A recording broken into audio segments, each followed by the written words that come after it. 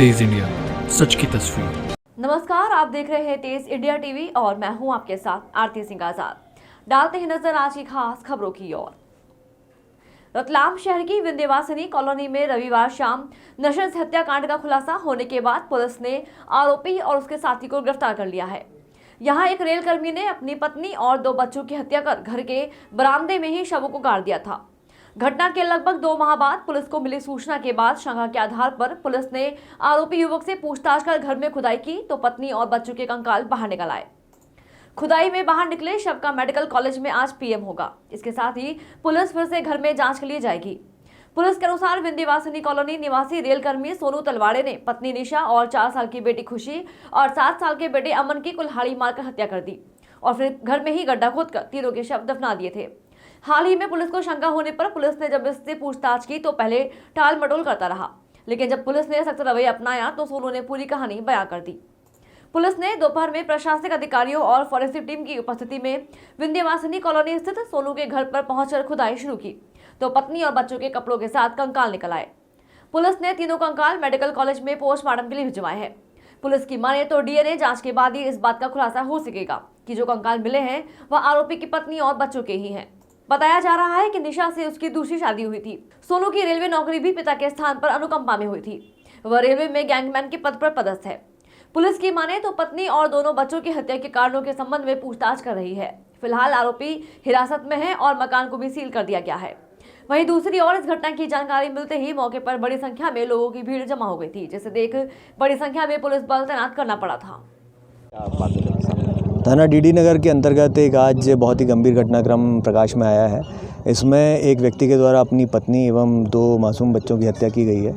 ये सूचना प्राप्त होने पर उस व्यक्ति को हिरासत में लिया गया और पुलिस के द्वारा उसमें पूछताछ में ये तथ्य सामने आए हैं कि लगभग 1.5-2 महीने पहले इसके द्वारा अपने घर पे ही अपनी पत्नी एवं 2 बच्चों की हत्या कर दी गई थी। उस हत्या के लिए इसने कुल्हाड़ी का उपयोग किया था और कुल्हाड़ी से वार करने के बाद जब उनकी मृत्यु हो गई तो इसने अपने एक मित्र को फ़ोन किया कि किस तरह से घर में ही गड्ढा करके और तीनों लाशों को दफना दिया जाए। इसके द्वारा उसमें सफलता भी प्राप्त कर ली गई थी कि इसने शांतिपूर्वक अपने मित्र की सहायता से तीनों लाशों को दफना दिया था।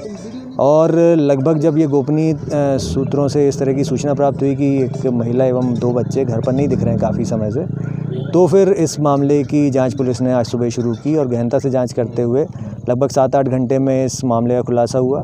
और जब इस चीज़ की सूचना जब इसने स्वीकार किया और सूचना दी कि कहाँ पर शवों को दफनाया गया है, तो फिर वैधानिक तरीके से कार्रवाई करते हुए एग्जीक्यूटिव मजिस्ट्रेट, एफएसएल अधिकारी एवं अन्य जो फॉरेंसिक एक्सपर्ट्स हैं उनके साथ जो गस्टेड ऑफिसर्स की एक टीम गठित करके थाना प्रभारी और थाना डीडी नगर का स्टाफ को यहाँ पर भेजते हुए जो उस स्पॉट को, जैसा कि मुलजिम ने बताया कि जहाँ पर उसने दफनाया होना उसके द्वारा बताया गया, उस स्थान को खोदा गया और वहाँ पर 3 शव बरामद हुए हैं।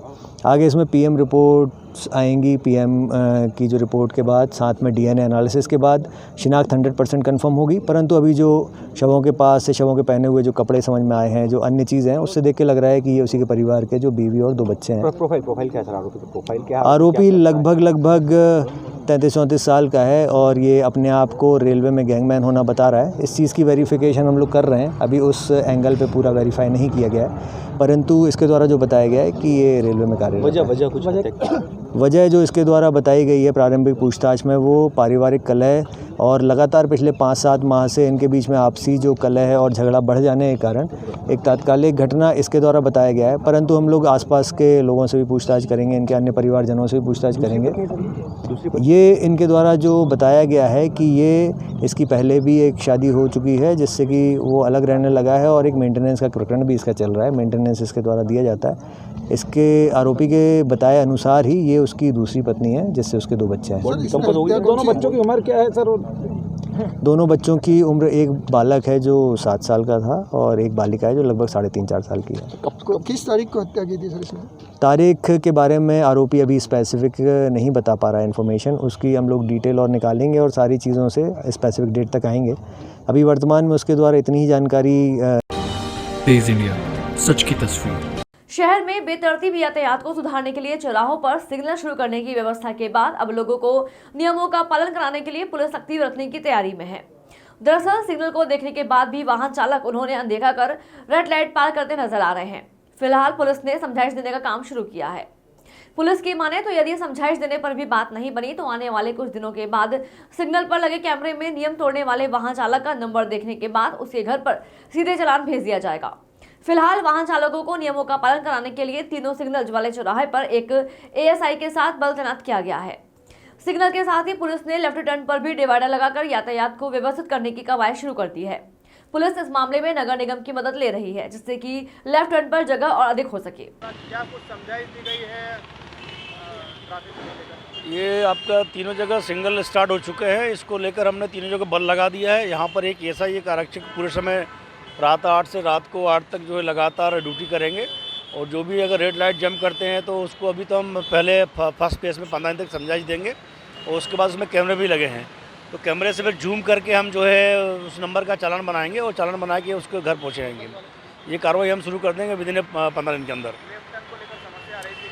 लेफ्ट टर्न में हमने नगर निगम को बोला है, लेकिन अभी हमने जिस प्रकार से आप देख रहे हैं इसको आप इसमें हमने पूरे लेफ्ट टर्न जो तैयार करवा दिए हैं तीनों जगह। ये जो इसके 3 पॉइंट है वहाँ पे हमने लेफ्ट टर्न तैयार करा दिए, 2 बत्ती पे सैलाना बस स्टैंड पे और लोकन टाइप पे कुछ दिक्कत आ रही है तो उसको भी हम सॉर्ट आउट कर लेंगे। और लोगों को जहाँ तक पालन कराने वाली बात है तो लोगों को समझा दिया जा रहा है कि लेफ्ट टर्न का पालन करिए, रेड लाइट जंप मत करिए और प्रॉपर ट्रैफिक सिग्नल को फॉलो करिए। तो लोग इसको समझ रहे हैं और मेरे ख्याल जल्दी हम लोग इसको पूरे तरीके से समझा देने में सफल हो जाएंगे। तेज इंडिया, सच की तस्वीर। शहर के समीपस्थ ग्राम घाटवास में जेसीबी के माध्यम से मोरम की अवैध खुदाई का काम तेजी से चल रहा है। इसकी सूचना मिलते ही प्रशासनिक अमले की टीम द्वारा मौके पर पहुंचकर कार्रवाई की गई। इस दौरान एक जेसीबी और डंपर भी जब्त किया गया है। प्रशासनिक अमले को सूचना मिली थी कि गांव में कुछ लोगों के द्वारा मोरम की अवैध खुदाई की जा रही है। सूचना के आधार पर टीम मौके पर पहुंची तो यहां पर जेसीबी के माध्यम से खुदाई कार्य चल रहा था। डंपर में मोरम भरी जा रही थी। तेज इंडिया, सच की तस्वीर। जावरा में एक निजी स्कूल के छात्र की आत्महत्या के मामले में अखिल भारतीय विद्यार्थी परिषद ने स्कूल के खिलाफ मोर्चा खोल दिया है। विगत दिनों हुई घटना के बाद एबीवीपी कार्यकर्ताओं ने सोमवार को स्कूल के बाहर जोरदार प्रदर्शन किया। इसके साथ ही पुलिस और प्रशासन से स्कूल प्रबंधक पर कार्रवाई की मांग भी की।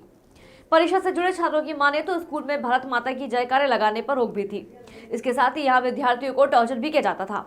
उसे प्रताड़ना से तंग आकर छात्र ने आत्महत्या कर ली।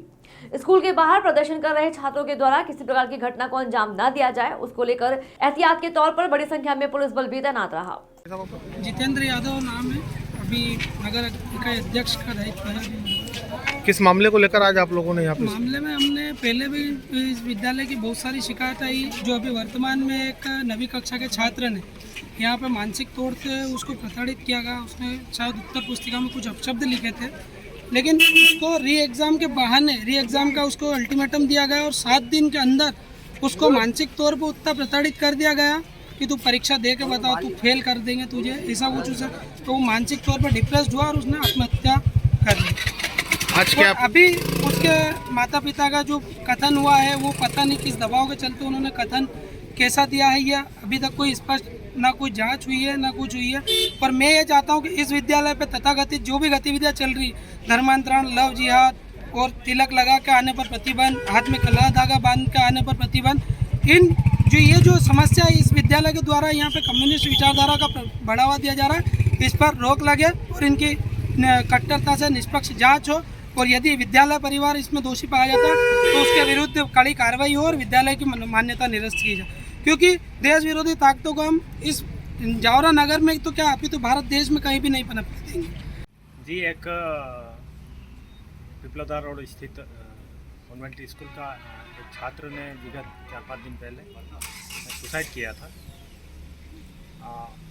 उस पर से मार्ग पंजीबद्ध होकर के सिटी जावरा थाने में जांच चल रही है। उसी को लेकर के एबीवीपी के कार्यकर्ता स्कूल पर पहुंच करके और नारेबाजी इत्यादि की है। सर, इसमें प्रशासन के द्वारा छात्रों को क्या आश्वासन दिया गया है? उन्होंने कोई ज्ञापन इत्यादि तो नहीं दिया है, लेकिन उन्होंने मौखिक रूप से नायब तहसीलदार साहब श्री गर्ग जी को उन्होंने अपनी मांगों से अवगत कराया है और उन्होंने आश्वासन दिया है कि उसको जांच करके और उसको निराकरण किया जाएगा। सर, निश्चित रूप से अगर इस टाइप की चीज़ होगी तो कार्रवाई होगी, लेकिन अभी तक हमारे संज्ञान में इस प्रकार के कोई पालकगण या कोई छात्र ने ऐसी कोई शिकायत हमें लिखित या मौखिक रूप से नहीं बताया। धन्यवाद।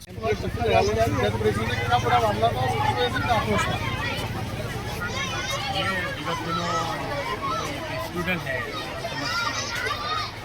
उसने सुसाइड किया है, उसी बात को लेकर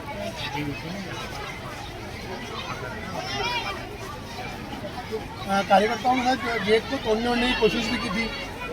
इस प्रकार का पुलिस प्रशासन